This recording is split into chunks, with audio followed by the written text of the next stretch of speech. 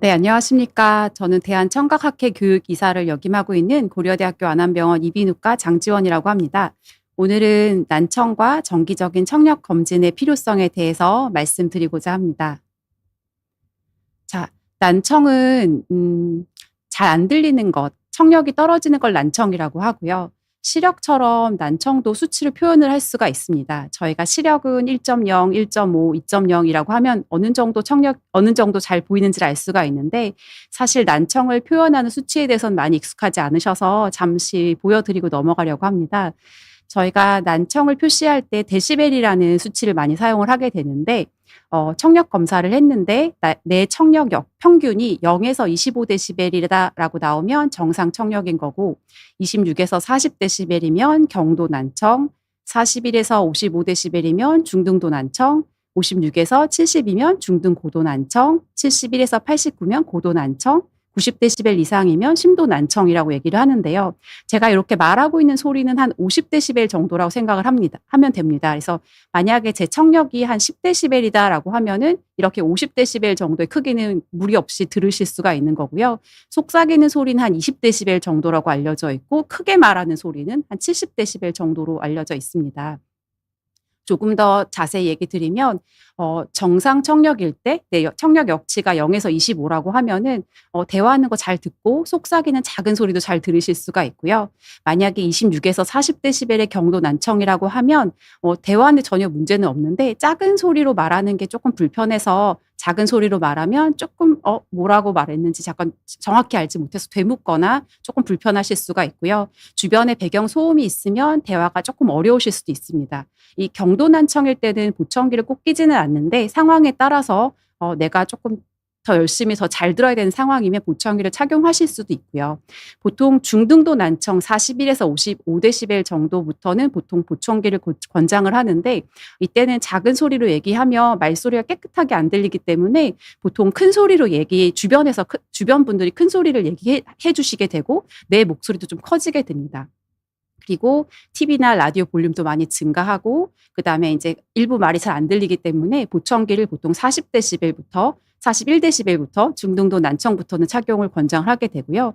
중등 고도 난청 되면은 보청기 없이는 언어 이해가 어렵고 고도 난청은 보청기 사용해도 잘 안 들리기 때문에 인공화호 수술 이식을 고려를 하게 되고요. 심도 난청인 경우는 큰 소리도 잘 들리지 않기 때문에 인공화호 수술이 꼭 필요합니다.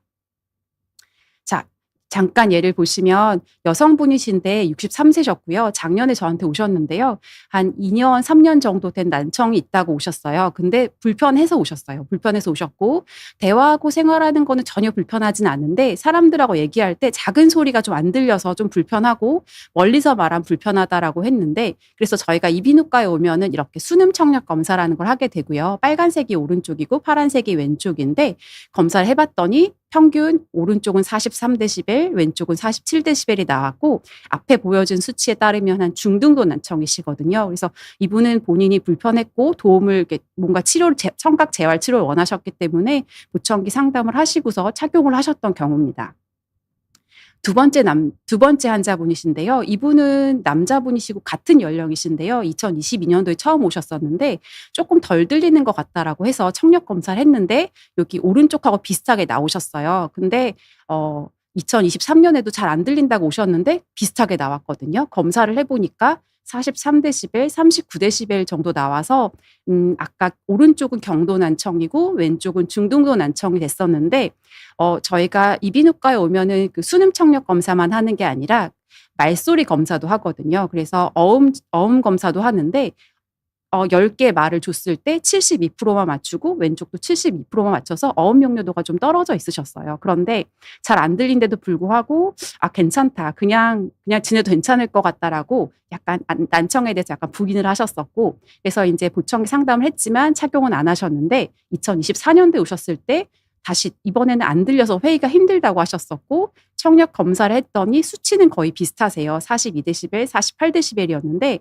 어음 명료도가 조금 더 떨어지신 걸 알 수가 있어요. 말소리 검사를 했더니 68%로 양쪽이 떨어졌는데 크게 말을 해도 68%만 들리시는 거니까 일반적으로는 대화가 힘드시기 때문에 보청기를 결국 상담을 하시게 됐고 착용을 하시게 됐어요. 그래서 이 안 들린다는 거는 청력이 떨어졌다? 난청이라는 건 소리가 안 들리는 게 아니고 소리는 다 들리는데 말을 잘 못 알아듣고 좀 되묻는 등의 증상이 많아지는, 즉 어음 변별력이 떨어지는, 저하가 되는 증상이 일반인들이 경험할 수 있는 난청이라고 생각을 합니다.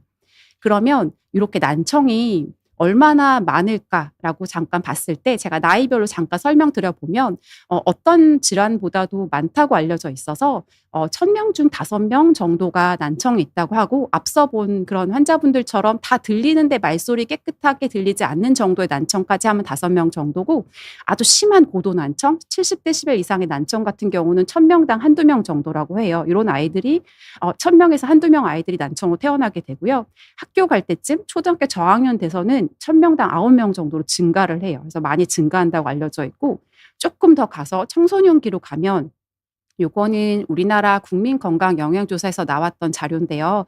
12세에서 19세 청소년들 대상으로 봤을 때 이렇게 자료를 보시면 여기 26데시벨부터 90데시벨 이상까지 쭉 포함해 봤을 때 양쪽이 잘 안 들리는 경우는 0.27% 정도고, 한쪽이라도 안 들리는 경우는 3.68%로 굉장히 높았고요. 마찬가지로 미국에서도 한 3.6%로 우리나라랑 비슷하게 나왔는데, 최근에 조금 더 10년 있다가 검사해 보니까 5.3%로 증가했다. 그러니까 예전보다도 점점 증가하는 것 같다라는 유병률을 내놨어요. 이렇게 이것도 마찬가지로 외국에서 나왔던 자료인데, 이렇게 난청에 태어날 때는 1000명당 1명, 5명 정도인데 나이가 들면서 점점 증가합니다. 그래서 한 50세는 10명당 1명, 60세 되면은 4명당 1명, 70대 되면은 5명, 10명 중 5명, 그다음 80세 이상에서는 10명 중 8명이 들리는 것 때문에 불편함을 호소하세요. 다시 이제 아기로 내려와서 이 난청이 왜, 저희가 아까 제목이 청각 선별 검사였는데, 청각 선별 검사가 왜 중요하냐면 아이들 같은 경우, 태어난 아이들이 고도 난청으로 태어난다고 하더라도, 하나도 안 들리는 경우로 태어난다고 하더라도 부모님이 아이가 안 들리는 거를 발견하기는 힘들거든요. 그래서 우리 아이가 안 들리는 것 같아요, 좀 말이 느려요라고 해서 왔을 때 그 보통 부모님이 발견해서 오는 게 보통 생후 30개월 정도거든요. 그래서 청각 선별 검사를 하지 않으면 한 2, 3세 경이 돼서야 난청을 발견할 수가 있고, 청각 선별 검사를 해야지 일찍 발견할 수가 있는 거거든요. 근데 아이들 같은 경우는 언어 발달하는 정말 중요한 시기가 있기 때문에 아주 초반에 발견해줘서 치료를 해줘야 언어 발달을 제대로 할 수 있지, 이렇게 한 3세 돼서 발견하게 되면 언어 발달이 너무 느려지게 되거든요. 그래서 문제가 생길 수가 있고요. 말씀드린 것처럼 청각 언어 발달을 위한 적절한 시기가 있고, 만약에 난청을 조기에 발견하지 못하면 언어 발달, 사회적 발달, 학습적 발달, 정서적 발달 문제를 경험할 수가 있어요. 그리고 이렇게 심한 난청 같은 경우는 방금 30개월에 발견했다고 하는데, 정말 경도 난청 같은 경우는 발견이 안 되는 경우도 많아요, 청각 선별 검사를 하지 않으면. 그렇기 때문에 청각 선별 검사가 중요하고, 또 이제 조금 나이를 올라가서 청소년으로 올라가 보면, 아까 제가 26데시벨부터 난청이라고 했잖아요. 0에서 25데시벨은 정상인데 16에서 25 정도 되는 정상이지만 조금 낮은 정상, 조금 약간 난청에 가까운 정상인 청소년들 같은 경우에, 그런 청력을 가지고 있는 친구들을 대상으로 여러 연구들을 해봤는데, 6세에서 11세, 6세에서 19세, 19세에서 15세 정도 연구를 해봤는데, 약간 정상이지만 조금 덜 들리는 경우는 언어 인지, 말지각이 좀 저하된다든지, 학교에서 학업 성취나 이해력이 조금 저하된다든지, 어떤 행동 문제가 생길 수 있다든지, 이런 것들을 좀 보고하고 있어서, 아이들 같은 경우는 굉장히 시끄러운 교실 환경에서 생활을 하기 때문에 조금만 덜 들려도, 정상이지만 조금 덜 들려도 말지각, 언어, 읽기, 작업 기억이 흔히 저하되고 학업 성취나 행동 문제와 연관이 된다라고 얘기를 하고 있어요. 그리고 최근 들어서 다들 이게 난청에 대해서 많이들 관심을 가지고 예전보다는 조금 더 치료를 적극적으로 받으시려는 분들이 많은데, 아마 이제 난청과 치매의 관련성이 이제 많이 보고가 되고 있기 때문에 그런 것 같아요. 그래서 최근 이제 아무래도 이제 우리나라도 고령화 사회로 가고 있고 노인 인구도 많이 증가하는데, 2020년도 란셋이라는 굉장히 유명한 저널에 나온 걸 보면 치매의 위험 인자를 쭉 봤을 때 난청이 한 8% 정도로 굉장히 높은 비율을 차지를 했었거든요. 그래서 난청이 치매와 관련이 있다라고 나왔고, 또 최근에 2020년 이후로 나온 연구들을 보면 그럼 난청을 어떻게 치료를 했을 때 보청기를 끼거나 인공화 의식 수술을 해서 잘 들리도록 해서 언어 발달에 언어 생활에 문제가 없도록 했을 때는 치매가 지연이 된다라는 보고가 오히려 또 나와서 조금 더 다들 더 관심을 가지시고 난청을 주의 깊게 보시는 것 같습니다. 근데 다시 천별검사 다시 와서 이렇게 WHO에서는 세계보건기구에서는 난청은 눈에 보이지 않기 때문에 애들은 당연히 모르고요. 어른들도 모르십니다. 내가 안 들린다고라고 나 안 들리다 경상이야라고 생각하시는 분들도 청력 검사를 해보면 청력에서 좀 저하되신 분들이 있으시거든요. 그러니까 성인도 그렇고 아이들하고 신생아 더 그럴 수가 있기 때문에 생애 전 주기에 걸쳐서 여러 단계를 걸쳐서 난청 선별 검사를 해야 된다라고 얘기를 하고 있어요.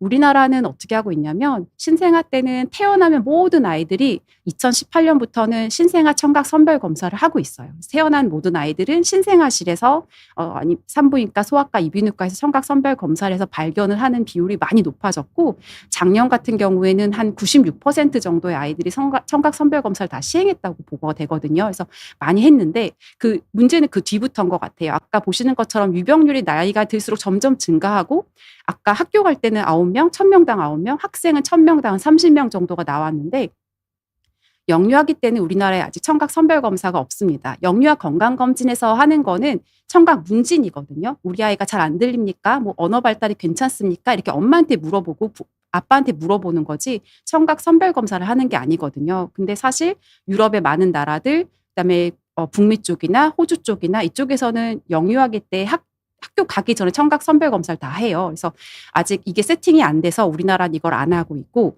또 학교에서는 지금 학부모님들 많이 계실 텐데 초1, 초4, 중1, 고1 때 청각 선별 검사를 하는데 저도 학부모여서 이제 애들한테 물어보면 학교에서 청력 검사를 했다는 얘기를 잘 안 하더라고요. 그래서 하더라도 제대로 안 하고 주파수 한 개만 하거나 아니면 안 되거나 약간 이렇게 문제가 되고 있어. 하는 학교도 하지만 안 하는 학교도 있는 것 같아서 약간 올바른 청각 선별 검사가 시행되고 있지 않은 것 같고 어른이 돼서 생애 전환기 때 40세, 66세가 돼서 하기 전까지는 신생아 이후로는 청각 선별 검사가 제대로 되고 있지 않은 것 같습니다.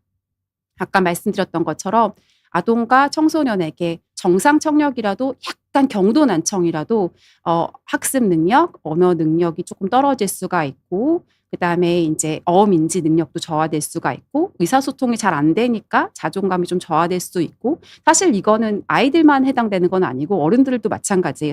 의사소통이 잘 안 되면 자존감이 저하될 수도 있고 스트레스도 증가할 수 있어서 문제가 될 수가 있고 또 이제 그래서 이제 아이들 같은 경우는 WHO에서는 한 60%가 예방이 가능하고 그래서 아이들은 좀 예방을 하고 그러니까 선별 검사를 하고 예방을 해라라고 얘기를 하고 있고요. 제가 오늘 잠깐 얘기를 더 드릴 거는 청소년에서 난청에 대해서 조금 더 얘기 드리고 다시 질문으로 넘어갈 건데 WHO에서는 지금 한 12세에서 35세 그러니까 청소년부터 젊은 성인들이 40데시벨 이상의 그러니까 중등도 이상의 난청을 가지고 있는 인구가 5천만 명 정도 된다라고 말을 하고 있고 중고소득 국가의 요 청소년과 청년들 가운데서 잘못된 청취 습관으로 이어폰이나 헤드폰 아니면은 뭐 우리나라 같은 경우 PC방 그다음에 군 복무 시 소음 노출로 인해서 난청이 증가하는 경우가 좀 많다라고 생각을 할 수 있는데 요거는 정말 옛날 자료인데요. 2015년 자료만 하더라도 중학교랑 고등학생 아이들이 핸드폰을 가지고 있는 비율이 굉장히 높거든요. 근데 우리나라에서 청소년들이 여가 활동을 보면은 컴퓨터나 게임, 인터넷 검색 등으로 약간 이렇게 소음에 노출될 수 있는 환경에서 많이 있기 때문에 이거에 대한 예방이 필요하고요. 요거는 약간 재미있는 자료여서 가지고 왔는데 2024년도에 WHO에서 나온 자료인데 비디오 게임을 많이 했을 때 청력이 떨어지는지를 가지고 분석을 한 자료인데요. 한 5만 3천 명 대상을 여러 개 논문을 14개 논문을 합해 가지고 게임을 많이 했을 때 청력이 떨어졌는지를 본 논문인데요. 이게 게임을 안 하시는 분들도 있겠지만 이렇게 게임을 하다 보면 이렇게 모바일 기기에서 나오는 게임 소리는 한 43데시벨이고요. PC방에 가서 게임을 하면 한 80에서 89데시벨 정도의 소리가 발생한다고 알려져 있고 그다음에 이제 쾅쾅 폭발음 같은 경우는 최대 119데시벨 정도까지 보고가 되고 있고 그다음에 슈팅을 하게 되면은 한 85에서 91데시벨 정도 소음이 노출이 되는데 WHO 산하의 국제전기통신연합이라는 곳에서는 이 안전소음 노출 기준을 만들어주고 있는데 어른 같은 경우 예를 들어서 3데시벨마다 3데시벨 정도 소리가 커질 때마다 노출 시간을 반으로 줄여라라고 얘기를 하고 있거든요. 그래서 만약에 슈팅 게임 한 86데시벨 정도로 어른 같은 경우 게임을 하려면 일주일에 10시간을 해야 10시간 이내로 해야지 청력이 안 떨어진다. 약간 이렇게 생각하시면 되거든요. 근데 이제 아이들 같은 경우는 더 취약하기 때문에 슈팅 게임을 할 때 일주일에 3시간 정도만 해도 3시간 이상을 청력이 떨어질 수 있으니까 아이들 같은 경우 조금 더 낮은 기준을 적용해서 청력이 나빠지지 않으려면 낮은 기준 적용해야 된다라고 얘기를 하고 있어요. 그래서 이렇게 비디오 게임을 많이 하는 경우 특히 이제 한국 PC방 이용률이 굉장히 높은데 청력에 계속 게임을 많이 하다 보면 고주파수 쪽에 청력이 떨어지거나 이명이 좀 증가하거나 귀에서 소리가 나는 걸 이명이라고 하는데 그런 게 생기기도 하고 그다음에 본인 스스로도 좀 안 들리는 것 같아요. 아니면은 귀에서 소리가 나는 것 같아요라고 보고를 하는 비율이 좀 올라가고 있어요. 그래서 장시간 게임을 하는 경우 안전 노출 기준을 초과할 수가 있고 정말 청력은 한번 떨어지면 회복이 안 되기 때문에 영구적 청력 손실이나 이명으로 이어질 수가 있어서 어떤 예방 교육, 안전한 청취 습관 홍보, 어떤 글로벌 정책의 마련이 필요하다라고 WHO에서 이렇게 결론을 내렸었고요. 그다음에 요거는 이제 게임방뿐만이 아니라 저희가 개인 청취기기, 요거는 헤드폰, 이어폰 같은 그런 개인 청취기기나 아니면 시끄러운 장소 갔을 때 한 19,000명을 대상으로 이것도 마찬가지로 WHO에서 나온 자료인데 요런 장소에 갔을 때 얼마나 안전하지 않은 청취 습관으로 얼마나 난청이 있는지 유병률을 추정을 했었는데 12세에서 35세 청소년과 청년 가운데 잘못된 개인 청취 기기로 4명 중 1명, 그다음에 시끄러운 장소에 가서 2명 중 1명이 소음에 노출되고 있어서 안전하지 않은 청취 습관으로 한 10억 명 이상의 젊은 층이 난청 위험에 노출되었다라고 보고를 하고 있습니다. 자, 그래서 이제 청소년들이 지금 아까 선별 검사가 없다라고 말씀드렸는데 약간 요게 제도적 보완이 좀 필요할 것 같아서 말씀을 보여드리는 거고요.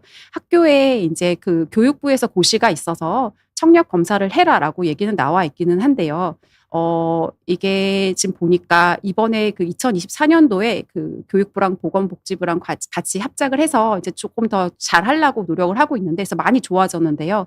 문제는 시력 검사도 잘하고 뭐 다른 어떤 검사를 하고 있는데 청력 검사에 대한 거는 아직 잘 진행이 되고 있지 않습니다. 그래서 아이들 부모님들 아시죠? 나이스라는 곳에 보통 성적 입력되잖아요. 여기 보통 아이들의 건강검진 기록이 되는데 시력은 다 측정이 되고 그 외에 나머지 뭐 체중이나 뭐 키 같은 거 다 입력이 되는데 청력에 대해서는 입력이 되지 않고 입력이 되지 않다 보니까 우리 아이들이 어떤 청력을 가지고 있는지 어떤 청취 습관을 가지고 있는지 통계가 모여지지가 않아요. 그리고 학교에서 보통 애들이 항상 앉아 있으니까 뭐 이렇게 약간 허리가 휘는 거라든지 체중 관리, 구강 관리, 시력 관리, 천식 관리 등에 대한 교육을 하고 있는데 청력에 대해서는 교육을 하고 있지 않아서 청력에 대한 교육도 많이 필요하겠구나, 이거에 대한 홍보가 필요하겠구나 느낄 수가 있고 또 이제 교육부에서 표변 학교라고 해서 몇 개의 학교를 골라서 여기 보면은 한 1,076개 학교를 골라가지고 건강 조사를 했는데 마찬가지로 여기서 청력이 들어가 있지 않아서 일단은 청력에 대해서 조금 사람들이 중요성을 알고서 검사를 정기적으로 해야 되겠다라는 거를 같이 청력 쪽을 전문하는 전문의들은 그런 걸 좀 느끼고 있거든요. 그래서 현재 난청을 정리를 해보면 난청은 본인이 인지하기 힘든 경우가 많고 언어 발달이 이루어지는 신생아 유소아기뿐만 아니라 학령기 아이들, 청소년, 사회생활을 하는 모든 이들에게 영향을 끼치고요. 제도적으로는 청각 선별 검사가 신생아 이후에는 거의 없기 때문에 제도적 개선이 필요하고 성인은 본인들이 알아서 정기적인 청력 검사를 하면 참 좋을 것 같습니다. 그래서 마무리인데요. 청력은 이제 한 번 잃으면 되돌릴 수가 없어요. 귀 안에 생겨 있는 그런 청각 기관들은 한 번 손상이 되면 회복이 되지 않습니다. 근데 제가 봤을 때 청력은 가장 기본적인 감각인데 삶을 굉장히 풍요롭게 해주는 감각인 것 같아요. 사람들하고 대화도 하고 친구들과 좋은 얘기도 나누고 좋은 말도 듣고 좋은 음악도 듣고 해서 삶이 더 풍요롭게 해줄 수 있는 감각인데 이게 한 번 떨어지면 회복이 안 되기 때문에 예방하는 것이 가장 중요하고 말씀드렸던 것처럼 단지 듣기 어려운 게 아니라 언어 발달, 사회적 고립, 뭐 정신 건강에 다 연결돼 있기 때문에 제도적 뒷받침이 당연히 필요할 거고 이를 위해서 많은 전문가와 정책 전문가들이 노력을 하고 있고요. 하지만 저희가 이제 그 전에 알아야 될 거는 일단 청각은 떨어지면 회복되지 않는다. 정기적인 청력 검사를 해서 예방을 하자. 그리고 안전한 이어폰 사용 습관, 최대 음량의 60% 이내로 하루 1시간 이내만 듣는 게 좋고요. 너무 올리면 청력이 떨어지실 수 있으니까 60% 이내로 듣는 게 좋고, 그다음에 시끄러운 곳에 있으면 자꾸 볼륨을 올리게 되거든요. 그래서 시끄러운 곳에서는 안전하다면 노이즈 캔슬을 하고서 그다음에 이어폰 사용하시는 게 좋을 것 같고, 그다음에 시끄러운 작업 환경에서 일을 하시게 되면 꼭 귀마개를 하시고 정기적인 청력 검사를 하시는 게 청력이 떨어지지 않도록, 나빠지지 않도록 예방할 수 있는 방법일 것 같습니다. 네. 경청해 주셔서 감사합니다. 네. 그러면 이렇게 제가 말씀을 드렸고, 질문을 주셔가지고, 제가 몇 가지 답을 해보려고 합니다. 제가 질문을 읽고, 그다음에 답을 드려볼게요. 질문하신 분 성함이 써있진 않지만, 나는야 팔로님이 질문하셨군요. 네, 저희 아버지가 70대 중반이신데요. TV 볼륨을 너무 크게 들어놓으시고 얘기해도 자꾸 대묻습니다. 본인은 잘 들린다고 하시고 가족은 너무 답답해 하시거든요. 이런 경우 청력 검사 권유를 어떻게 해야 거부감 없이 받아들이실까요? 노인분들이 청력 검사 거부하는 이유가 뭘까요? 네. 저도 정말 공감하는 질문인 것 같습니다. 저도 아버님이 계시는데, 네. 일단은, 잘 안 들리시는 거를 잘 안 들리시게 되면은 본인이 약간 이제 나이가 들었다, 노화가 됐다라고 생각을 하시기 때문에 일단은 거부하시는 것 같긴 합니다. 사실 예전에는 안 들리면 이제 보청기를 착용하시게 될 때 이제 보청기에 대해서 낙인 효과가 있는데요. 그러니까 안경은 다 끼는데 보청기를 끼는 걸 거부감을 많이 느끼시기는 하거든요. 근데 사실 최근에는 항상 이렇게 오셔서 이제 젊은 분들은 이제 많이 귀에다가 뭘 꽂고 다니시니까 이어폰이나 보청기나 그런 거에 대한 적응이 조금 빠르신데, 어르신들은 아직도 그 보청기를 끼면 내가 늙었구나, 내가 이제 잘 안 들려서 조금 기능이 떨어졌구나라는 그런 것 때문에 많이 싫어하시는 것 같더라고요. 말씀하신 것처럼 TV 볼륨을 크게 틀어놓으시고 자꾸 대묻는 거 봐서는 중등도 난청은 있으실 것 같고요. 아니면 경도나 중등도 난청은 있으실 텐데, 사실 이렇게 되시면 주변 분들이 자꾸 크게 얘기하시고 본인도 크게 얘기하게 되고, 그다음에 가족분들도 아버님이 잘 안 들리시니까 얘기도 잘 안 하게 되고 약간 그렇게 되는 것 같거든요. 근데 이제 아버님한테 일단은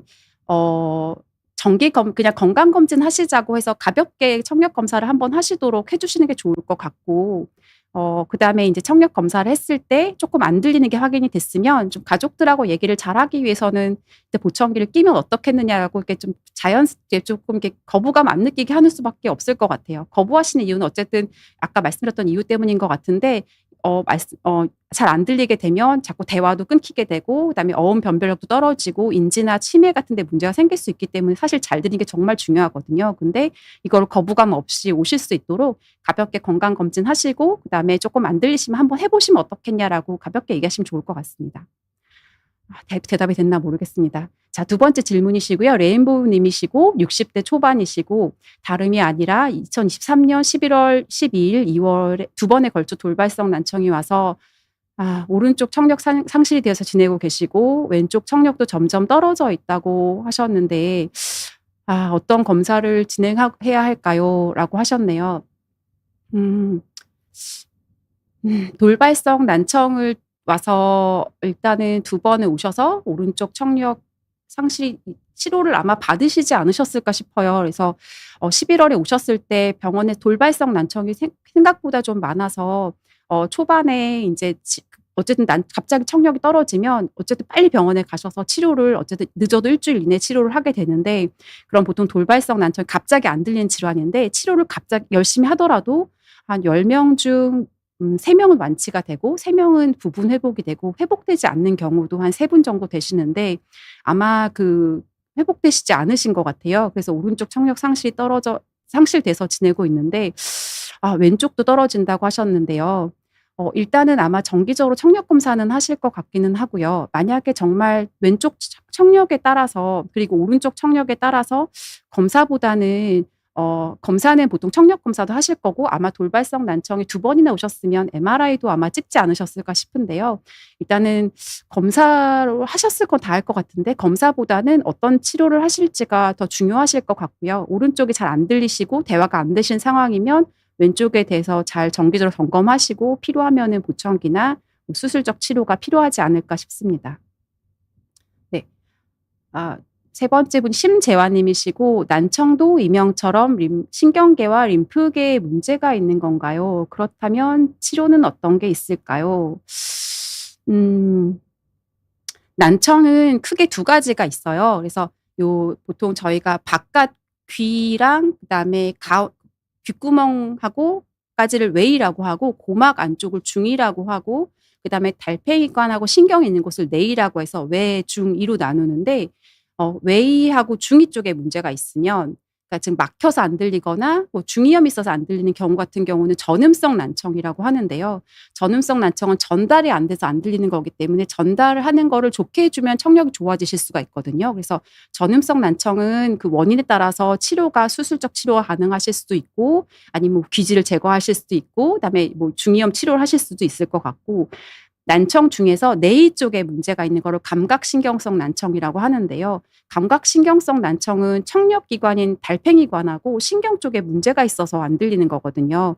그래서 감각신경성 난청은 돌발성 난청을 제외하고는 회복이 되지가 않아요. 그래서 나빠지지 않도록 예방하는 게 정말 중요할 것 같고 일단은 떨어졌다면 더 나빠지지 않도록 예방 조금 소음을 피하시거나 아니면 원인 따른 예방을 하셔야 될 것 같고 치료는 감각신경성 난청 같은 경우는 저희가 보청기를 착용하시거나 아니면은 정말 고도 난청 이상이거나 심도 난청이면 인공화 의식 수술 등을 하실 수가 있습니다.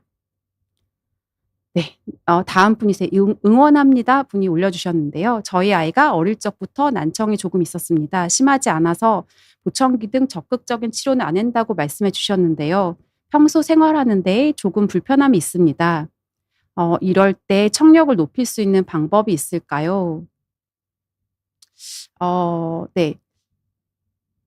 그 난청이 조금 있다고 하셨는데 아까 말씀드린 것처럼 아마 경도 난청 정도여서 아마 보청기 말씀이 나오셨을 것 같아요. 전음성 난청이면 보청기가 안 나왔을 것 같고 그다음에 이제 약간 심하지 않으니까 경도 난청에서는 일단은 아까 25데시벨에서 40데시벨 정도를 보통 경도 난청이라고 해서요. 다 들리고 작은 소리만 조금 안 들리고 약간 되묻는 정도라서 어른들은 거의 불편한 게 없는데요. 아이 나이에 따라 조금 다를 것 같아요. 그래서 아이가 학교 생활을 하고 있는 좀 어린 나이거나 좀 시끄러운 환경에서 얘기를 한다고 하면은 잠깐 아이가 생활할 때 보청기를 하는 것도 방법일 수 있을 것 같아요.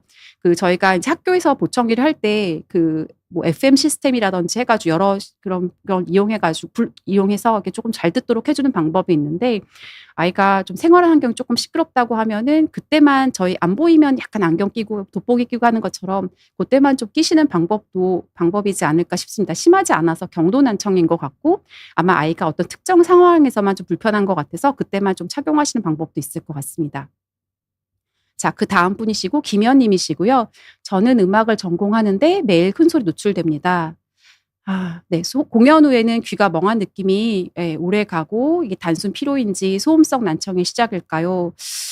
네. 음악 하시는 분들은 참 딜레마이실 것 같습니다. 정말 하시는 일인데 소음이 자꾸 소리가 계속 들리시니까 귀가 피로 현상이 있으실 것 같아요. 그래서 어 멍한 느낌이 약간 피로 현상이실 수 있긴 한데요. 그러니까 어쨌든 소음에 노출되면은 귀 안쪽에 달팽이관 쪽에 감각 세포들이 약간 이제 피로 현상을 일으키기도 하는데 요게 인제 시간이 계속 반복되다 보면은 나중에 이명도 조금 생기실 수 있고 조금 심하면은 소음성 난청이 되실 수도 있어요. 그래서 너무 소리가 크시다고 하면 만약에 뭐 연주를 하시는 상황에서 특정 음악을 정말 정기 공연 때는 어쩌실 수가 없겠지만 연습하실 때 큰 소리에 노출된다라고 하면은 조금 소음을 조금 줄일 수 있는 그런 약간 귀마개 같은 거 사용하시는 것도 방법이실 것 같고요.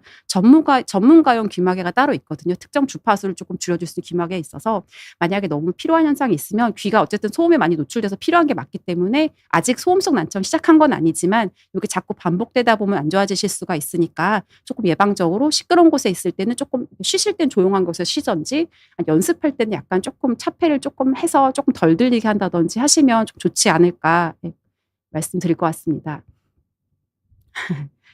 지육장 님이 말씀하셨네요. 아는 이름인데. 소리 잘 들리는데 난청이 진행 중일 수 있다고 들었어요. 일반인이 평소에 스스로 알아차릴 수 있는 조기 신호가 있을까요? 그리고 난청이 초기에 발견되면 완전히 회복되거나 진행을 막을 수 있는 치료가 있나요? 어,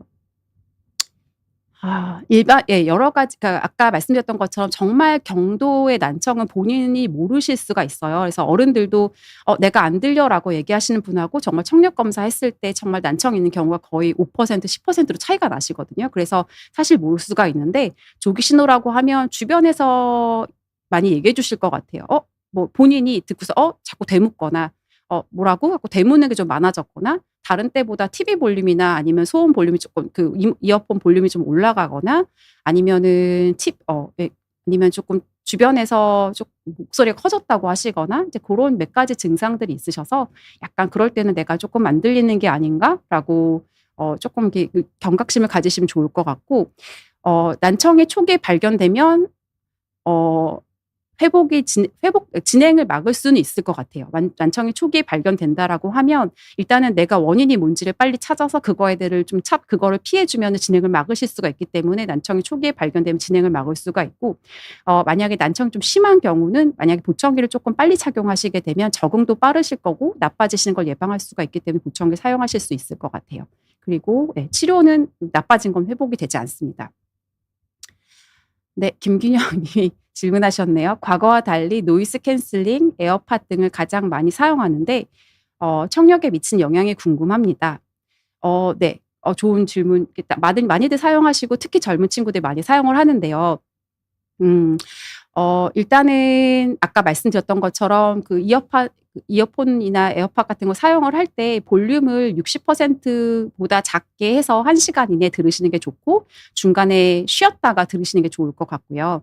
만약에 시끄러운 데서 특히 지하철 타 보시거나 아니면은 바깥에 걸으시면서 음악을 듣다 보면 안 들리기 때문에 자꾸 볼륨을 올리거든요. 그러면 귀에 손상이 갑니다. 그래서 시끄러운 곳에서 만약에 있게 되면 노이즈 캔슬링을 하는 게 좋긴 한데요. 노이즈 캔슬링 하면서 길을 걸어가다 보면 좀 위험할 수가 있기 때문에 조금 안전하다면 노이즈 캔슬링 하면 좋고 노이즈 캔슬링 하는 것 자체는 청력에 나쁘지 않고 보호 효과가 있기 때문에 도움이 될 것 같습니다. 자, 다음 왕구인 님이신데요. 30대 중반 남성이시고 10일 전에 오른쪽 귀가 멍멍하고 옆 사람이 말하면 변조된 기계음 마냥 들려서 발생. 3일 만에 병원 가서 청력 검사를 했는데 30에서 40 데시벨 정도 난청 진단을 받고 고용량 스테로이드 6알 아침 저녁으로 먹었습니다. 그러면은 12알 48ml 드신 거네요. 3일 차부터 약 부작용인지 두근거림과 불면증, 단요 증상이 있는데 힘들어서 중단한 지 이틀째인데 어떻게 할지 모르겠어요. 조용한 곳은 괜찮아요. 일단은 지금 보니까 말씀하신 게 돌발성 난청 증상이 있으신 것 같고 다행히 많이 심하게 오시지는 않았네요. 35에서 40 데시벨이면 그래도 살짝 오셔서 다행인데요. 그래서 이제 스테로이드를 보통 돌발성 난청 때 사용을 하는데 말씀하신 것처럼 약간 잠 안 오시고 얼굴 홍조라든지 약간 불면증 같은 거 스테로이드 때문에 그러실 수 있으시거든요.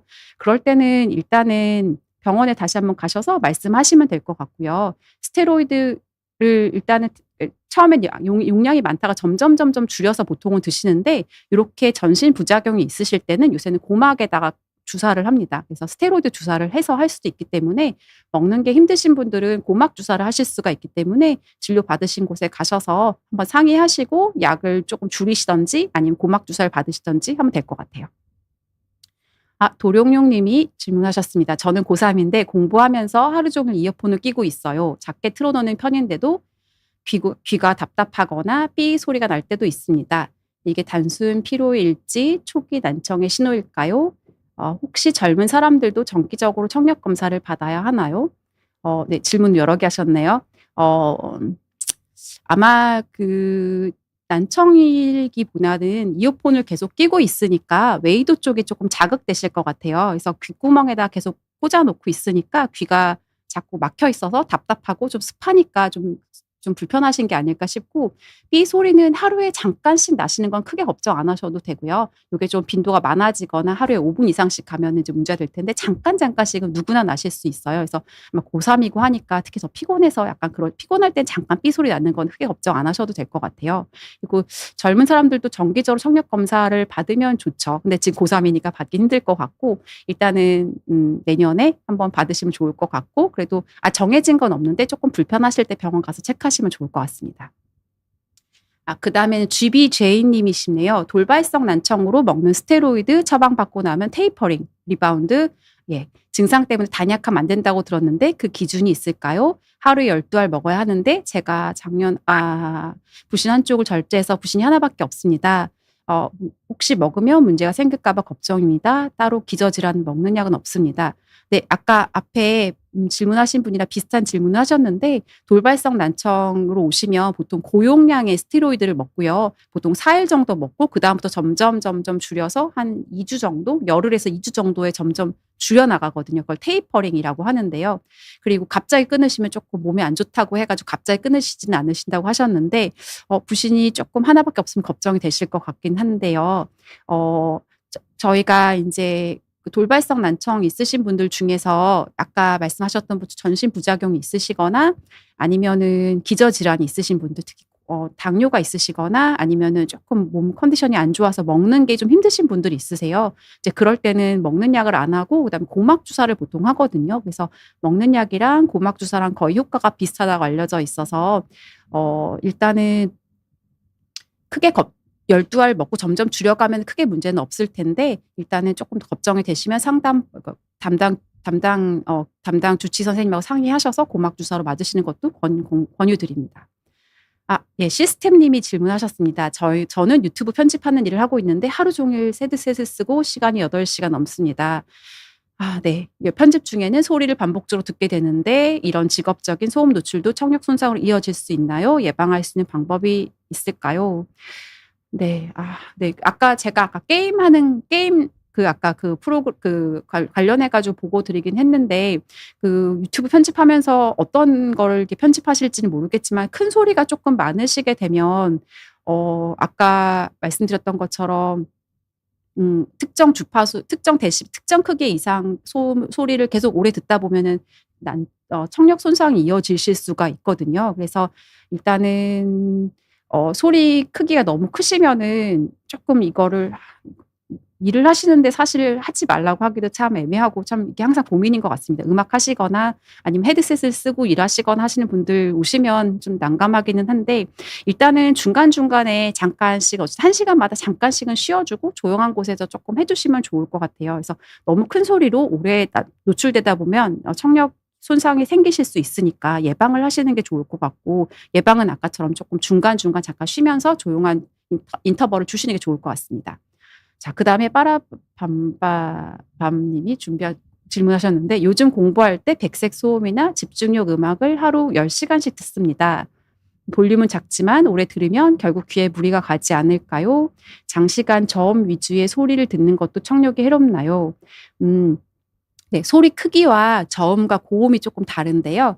저희가 데시벨로 했을 때 소리 크기는 0데시벨부터 100데시벨까지라고 얘기를 하고요. 그다음에 소리 높낮이를 저음하고 고음으로 표시를 하거든요.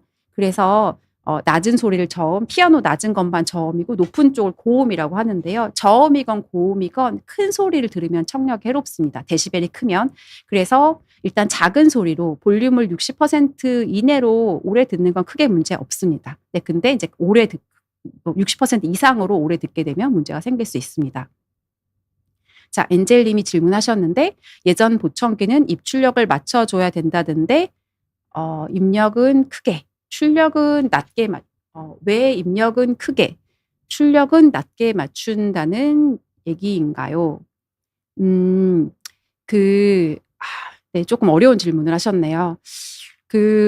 보통 청력이 떨어지게 되면은 들을 수 있는 가청 범위가 조금 떨어지시거든요. 저희가 청력이 만약에 정상이라고 하면 내가 들을 수 있는 게 만약에 0에서 한 100데시벨까지라고 하면 만약에 난청이 있어서 한 50데시벨 정도라고 하면 일단은 한 50에서 100 아니 60에서 100 정도만 들으실 수 있을 거 아니에요. 근데 소리가 다양한 소리가 밖에서 들어오는데 다양한 소리를 보청기로 다 증폭을 해 버리면 귀에 엄청나게 크게 자극이 돼서 큰 손상이 생기실 수가 있거든요. 그래서 만약에 어쨌든 내가 들을 수 있는 범위는 한 50% 50 데시벨 이내인데 크게 들어온 소리도 갑자기 다 크게 해 버리면 귀에 문제가 생길 수 있기 때문에 보통 큰 소리는 약간 어느 정도 이상에 넘어가지 않도록 큰 출력음을 정해 줍니다. 아마 고거를 얘기하시는 것 같습니다. 자, 다음 분이시고요. 찬란한 행복이어님이신데 저희 아버지 70세시고 보청기 처방받고 요런 분 많으시죠. 서랍에 넣어 두시는 분 많습니다. 끼면 울리고 시끄럽다고 하셔서요. 단순 적응 문제인지 기기 조정이 잘못된 건지 모르겠습니다. 보청기는 처음 착용 후 어느 정도 시간이 지나야 익숙해질까요? 그리고 보청기를 오래 질문이 너무 길어서 여기까지만 먼저 대답을 해볼게요. 일단은 보청기 처방받고도 서랍에 넣어 두시는 분들이 많습니다. 많이 있는데 요게 보청기는 이제 안경하고 조금 달라서요. 안경은 끼면 하루 이틀이면 조금 어지러운 거 괜찮아지고 그다음에 적응해서 잘 지내는데 보청기는 적응하는 시간이 조금 걸려요. 최소한 2-3달은 걸리시는 것 같고요. 처음부터 너무 크게 올려드리면 도수를 높여드리면 안경을 따지면 너무 울리시기 때문에 처음에는 조금 작게 해드리고 그다음에 적응하시면 점점 이렇게 올려가시는데 이런 거를 이렇게 보청기 조절하는 과정이 있는데 요런 보청기 조절을 조금 잘 하셔야 되고 그러니까 보청기를 구입하시고 끝이 아니라 그리고 보청기를 정기적으로 하셔야 되고 그다음에 인제 그 청력 문제도 있으실 것 같아요. 청력이 너무 나쁘셔 가지고 보청기를 끼시면 아까 제가 두 번째 환자분 설명드렸을 때 청력은 한 50 데시벨밖에 안 됐지만 어음 명료도가 60% 막 68% 밖에 안 되셨거든요. 청력이 어음 명료도가 떨어지시기 전에 그러니까 어음 명료도가 좋은 상태에서 이게 자꾸 안 들린 상태로 있다 보면 어음 명료도가 점점 떨어지시거든요. 근데 안 들리더라도 어음 명료도가 좋으시면 보청기 끼시면 굉장히 잘 들리세요. 근데 너무 난청이 오래되셔 가지고 어음 명료도가 떨어지시면 들리는데 이게 무슨 말인지 모르겠어라고 하셔 가지고 안 끼시는 분들이 있으세요. 그러니까 보청기를 정말 끝까지 미루다가 끝에 끼셨는데 이걸 안 끼시는 분들이 있으신 거거든요. 그래서 초반에 끼시는 게 사실 좋을 것 같고 요새는 초반에 바로 끼시겠다고 오시는 분들이 많이 있습니다. 그래서 아마 그런 청력인 문제도 있으실 것 같고요. 그다음에 적응을 조절을 잘 하셨는지를 좀 보아야 될 것 같고 그다음에 처음에는 일단 한 4시간, 5시간씩 끼어가다가 점점 괜찮으시면 8시간, 10시간 많이 끼신 분은 12시간까지도 끼시거든요, 하루에. 그래서 보통 한 2-3달 정도의 적응 기간이 있으십니다. 그래서 조절도 잘 하시고 청력도도 다시 한번 확인해 보시고 그다음에 꾸준히 착용하시도록 해 주시면 좋을 것 같고 문제가 있으시면 보청기 하신 곳에 가서 얘기를 하시면 그거를 기계적으로 조절하실 수 있는 것도 있기 때문에 상담을 좀 받아보시면 좋을 것 같아요. 그리고 두 번째, 보청기 오래 사용하면 귀 안에 습기나 염증이 생길 수가 있지요. 네, 있습니다. 그래서 요거 사람마다 조금 다르긴 한데 특히 여름에는 조금 불편하실 수가 있어요. 그래서 이럴 땐 잠깐 빼두시는 게 좋을 것 같고 또 귀가 이제 괜찮으신 분도 있지만 웨이드움이 잘 생기시거나 하시는 분들도 있으세요. 그럴 경우는 이제 보청기 자체의 타입도 조금 다르시거든요. 그래서 귓속형을 많이 고집하시는 분들이 있으신데 귀에다가 딱 넣으면 꽉 막히고 그다음에 계속 자극이 돼서 가렵기 때문에 요새는 RIC 타입이라고 개방형 보청기 귀에다 약간 와이어처럼 거는 것들도 많이 하시는데 그게 공기가 좀 통하셔서 조금 덜 답답하다고 하시는 것 같아서 그런 보청기를 다음번에는 해보시는 것도 괜찮을 것 같고 지금 상태에선 조금 불편할 때는 뺐다가 끼시는 것도 괜찮을 것 같습니다. 그리고 주무실 때 습기 보관하는 함에다 꼭 넣어 놓으시고 잘 닦아 주시고 그다음에 귀지가 막히거나 하면 또 안 들리실 수 있으니까 보청기 관리도 잘 받으셔야 될 것 같아요. 네, 엔젤님이시고 보청기 때문에 웨이드염 생기는 경우가 많은지요. 85세 여성인데 노인성 난청이 있으세요. 주위에서 비싸게 주고 구입해서 불편해서 잘 안 낀다네요. 가장 불편한 게 뭔가요? 네. 아까 방금 앞에 분이 질문하신 거랑 비슷한 건데요. 일단은 보청기 끼시고 나서 안경처럼 하루 이틀 만에 좋아지시진 않고 적응하는 기간이 2-3달은 걸리신다는 걸 알고서 시작을 하시면 좋을 것 같고 처음에는 이게 너무 불편하시지 않게 조금 소리만 들리게 해 주시고 그다음에 조금 점점 더 적응하는 과정이 있는데 고렇게 보청기 조절하는 걸 조금 잘하셔야 될 것 같고 그다음에 보청기 끼고 계시면 이게 조금 귀에다가 이렇게 헤어밴드만 하고 있어도 약간 불편하잖아요. 그래서 귀에다 뭘 끼고 계시면은 그것 때문에 불편하실 수가 있기 때문에 만약에 그런 게 답답하다, 웨이드움이 자꾸 생긴다라고 하시면 보청기 형태를 조금 바꿔보시는 것도 좋을 것 같습니다. 자, W님이 질문하셨고 귀에서 간간이 삐 하는 소리가 들리고 잠시 후 사라지거나 북을 두드리는 듯 둥둥둥 하는 소리가 잠시 들릴 때가 있는데 이명인가요? 치료를 받아야 하는지 궁금합니다. 네. 귀에서 가끔 피곤하시거나 하면 삐 나는 거는 가끔씩은 누구나 있으실 수 있어서 얼마나 자주 나시느냐가 조금 그럴 것 같은데 정말 하루에 잠깐 그리고 뭐 한 달에 한두 번 요 정도 크게 걱정 안 하셔도 될 것 같고 만약에 둥둥둥하고 소리가 두드리는 것 같은 데가 조금 자주 있으시면 예 고건 한번 이비인후과 가셔서 한번 확인해 보시면 좋을 것 같습니다. 엔세이드 님이 질문하셨네요. 엔세이드 님은 돌발성 난청으로 고막 주사를 맞아 보려고 하는데 이거 맞으면 일시적으로 어지러워지나요? 그리고 맞은 후에 말을 하면 안 된다고 인터넷으로 본 것 같은데 입으로 숨 쉬어도 안 되는 건가요? 네. 저희 고막 주사라고 해서 이제 귀에다가 아까 돌발성 난청 때 맞는 건데요. 이게 인제 귀 안쪽에 차가운 물이나 뜨거운 물이 조금 들어가면 어지러우실 수가 있거든요. 귀 안에는 약간 어지럼 기관이 있기 때문에. 그래서 그거는 인제 사람들마다 조금 다르신데요. 주사 맞고 나서 거의 열에 한 9 열에 9.5명 정도는 괜찮으시고요. 가끔 어지러워하는 분들이 있으신 것 같아요. 그래서 많이 어지러워하지 않으시니까 크게 걱정 안 하셔도 될 것 같고요. 그다음에 인제 귀에다가 고막 주사를 맞는데 이건 고막 안쪽에다가 주사를 맞는 거거든요. 그리고 그 안에 있어야지 안쪽에 내의로 전달이 되기 때문에 일정 시간 한 15분 정도는 이게 그 안에 머물러야 돼요. 근데 우리가 침을 삼키거나 말을 하면 요 안에 있던 그 액체가 그냥 목구멍으로 쑥 넘어가거든요. 그래서 15분 동안은 말을 하지 말고 "침 삼키지 마세요."라고 말씀하시는 거고요. 코로 숨 쉬시면 됩니다. 예. 그쵸. 입으로 숨 쉬어도 괜찮으시고요. 네 그건 숨 쉬는 건 상관없으십니다. 네. 그다음 정가을 님이시고 만 67 살인데 평소 신장 기능이 좀 안 좋았고 장력 이비인후과 이석증 검사 시 청각 기능이 좀 안 좋다는 얘기를 하던데 2025년 10월 13일 TV가 안 들려 최고로 올리면 오른쪽 귀가 소리가 너무 적게 들리는 걸 발견했죠. 얼마 안 되셨네요. 바로 가 보셔야 될 것 같습니다. 네. 그래서 일단은 10월 13 일이면은 어제신 것 같은데요. 네. 그러면은 갑자기 안 들리는 거는 가 보셔야 될 것 같고요. 일단은 신장 기능이 쪼끔 안 좋아서 오신 분들 중에는 돌발성 난청이 오시는 경우도 있지만 중이염이 오시는 경우도 있거든요. 그래서 귀에 중이염이 생겨서 갑자기 안 들리시는 경우도 있기 때문에 중이염이면 치료하면 또 바로 좋아지실 거고 돌발성 난청이면 또 빨리 치료하셔야 되니까 병원 가 보시는 게 좋을 것 같습니다. 네. 방망개 님이 네 질문하셨고 "소음성 난청과 노인성 난청은 어떻게 양상이 다른지 궁금합니다." 음 양상이 다른지요? 일단은 난청은 다 비슷하시기는 해요. 소음성 난청은 예를 들어서 뭐 90 데시벨 이상 아니면 88 시간 이상 시끄러운 곳에서 쭉 일했을 때 점점점 청력이 떨어지는 게 일단은 주파수별로 쪼끔 다르기는 해요. 저희가 아까 낮은 소리부터 높은 소리까지 피아노 낮은 건반 높은 건반 얘기 드렸는데 소음성 난청이 있으면 보통 4,000 헤르츠 정도부터 청력이 쪼끔씩 떨어지기 시작하셔 가지고 4,000 헤르츠부터 점점 그 주변부까지 퍼지면서 그렇게 청력도가 변하시는 경우가 많고요. 그다음에 노인성 난청 같은 경우 굳이 4,000 헤르츠가 아니라 더 높은 주파수부터 저희가 청력 검사를 보통 8,000 헤르츠까지 하는데 8,000, 6,000 보통 4,000 부터 점점 진행하시는 식으로 그래서 청력 검사를 해 보면 청력 검사 양상이 조금은 다르실 수 있고요. 그다음에 그 임상 증상은 비슷하세요. 안 들리면 다 똑같습니다. 그러니까 안 들리시면 소음성 난청이건 노인성 난청이건 다 똑같은데 아마 소음성 난청이신 분들은 아마 과거력상 소음에 노출된 과거력이 있으실 것 같습니다.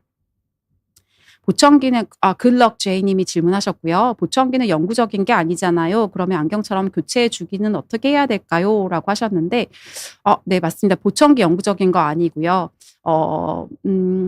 안경처럼 교체해 주는데 보통 한 5 년에서 8년 정도 잡으실 것 같아요. 사람마다 쪼끔 다르시는데 굉장히 업데이트가 잘 되고 있기 때문에 네. 어쨌든 저희가 보청기 지원해 주는 게 국가에서 지원해 주는 게 지금 두 가지가 있거든요.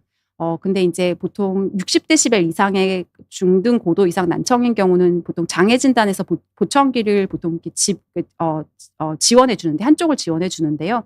보통 5 년마다 한 번 정도 지원해 주거든요. 근데 고건 이제 지원 받았을 때 얘기인 거고 만약 일반적으로 그냥 구입하셔서 하시는 분들은 일단은 계속 사용하시다가 잘 관리하시면 조금 더 오래 사용하실 수 있는 것 같고요. 한 5 년에서 7년 정도 보시면 될 것 같습니다. 네. 네. 네. 50 분이 훌쩍 지나갔습니다. 네. 오늘 제가 인제 난청하고 그다음에 청각 검진 중요성 말씀드렸는데 청력은 그건 정말 중요한 것 같아요. 그래서 일단은 어떤 감각들보다도 주변의 사람들하고 이어주는 정말 중요한 감각인 것 같고 한 번 떨어지면 회복이 되지 않기 때문에 미리미리 예방하시고 검진하셔서 잘 보존하시고 그다음에 건강한 생활을 하셨으면 좋겠습니다. 네, 오늘 감사했습니다.